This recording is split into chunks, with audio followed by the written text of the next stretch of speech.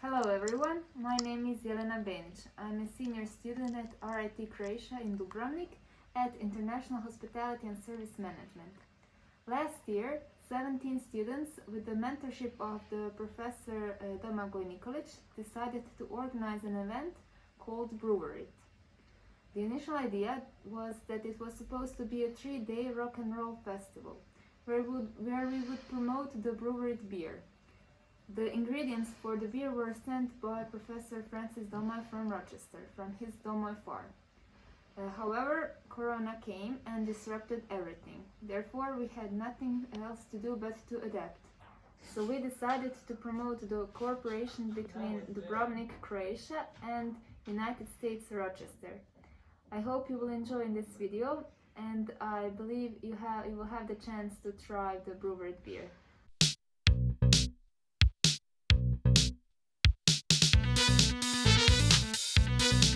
The initial idea for the project came from the person who actually founded this college in Dubrovnik back in 1996-97. That is our Professor Francis Domoy. He not only is a professor, but he's also a farmer, and he grows barley specifically for the craft industry.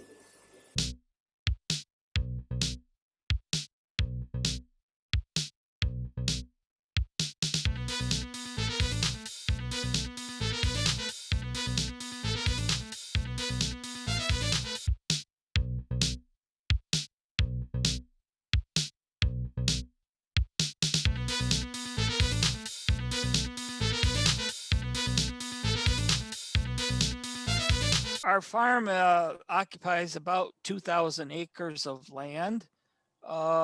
It includes many grains. Certainly one of the grains that we are working on for the brewing industry is barley. And barley is raised on our farm. We also are raising various kinds of other cereal grains for baking. We also raise other grains for distilling for the spirits business.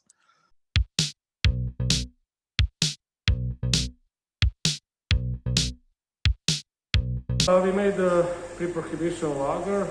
Idea was actually made it because of this corona pandemic, and that was like very interesting to us to make some beer which is made also in United States 100 years ago, and it was a similar situation. Everything was closed up and the bar was closed like today, so that was like idea to make some product.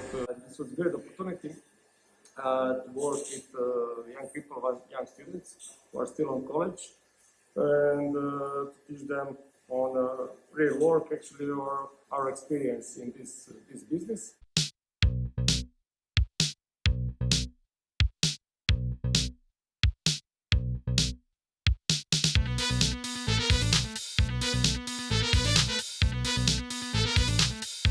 The malting process is actually a very simple process. It's mimicking sort of the natural growth of a plant from a seed.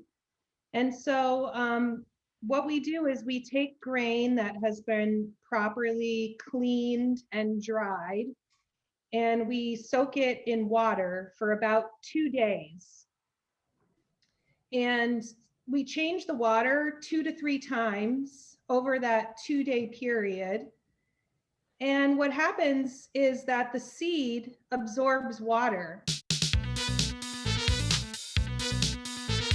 After you dry the grain down and it's malt, you can do additional things to it to create a range of flavors and colors. So one of the things that we did was we roasted some of the malts. Similar to roasting green coffee beans into a light roast, a medium roast, or a dark roast coffee, we can take barley or rye and we can roast that malt into a light biscuit malt, which will just give you some very light toast type aromas. We can roast it further into something like a coffee malt where you would get more toffee and coffee aromas and flavors. And you would also start to see a darker beer. And then we can roast something where it's very dark and you start tasting like dark chocolate in the beer. For me, it was such an amazing experience, an amazing project. Of course, challenging because it was hard to work with people, especially over Zoom, and if you needed something right away. And also suppliers, not all of them are the best ones. Some of them are more challenging, some of them are less challenging, and especially during the Corona time. But I had nothing but the fun, and I'm so thankful that I was able to gain so much knowledge during this project. And I'm so thankful for my team, because without them, nothing would be possible. My message for the next generation would be that nothing is impossible.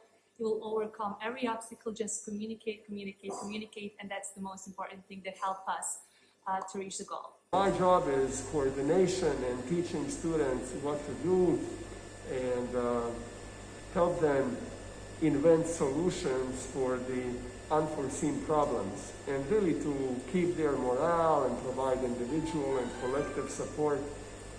But also my role sometimes is to coordinate between all different partners in this project, because these things are quite complex. So I would like to thank everybody, first the students and then to the partners and then everybody else who supported us along the way, because that was really crucial. Without that support, no such thing would be possible.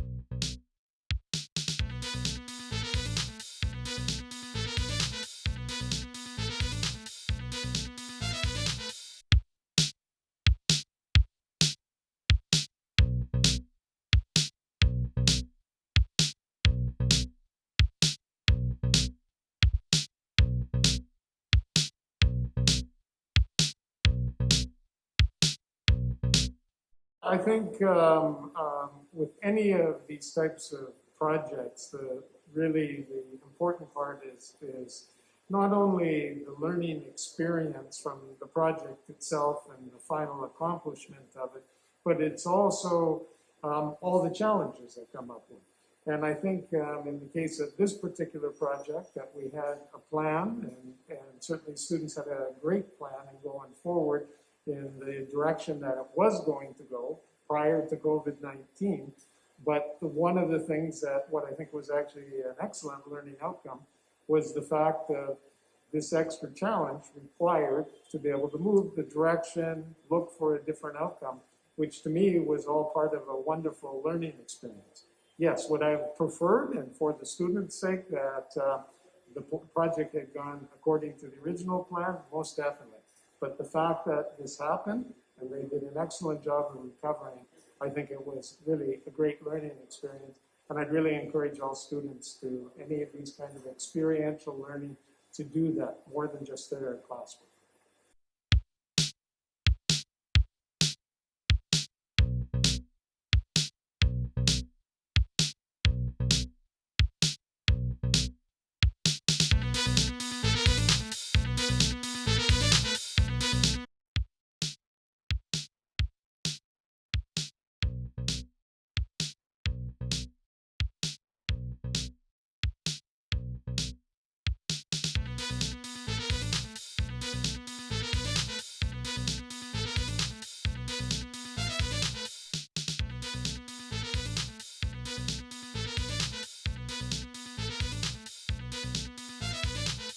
And I would love to say to the students who were involved in the project that this is the only time in your whole working career that you'll have something that won't go according to plan.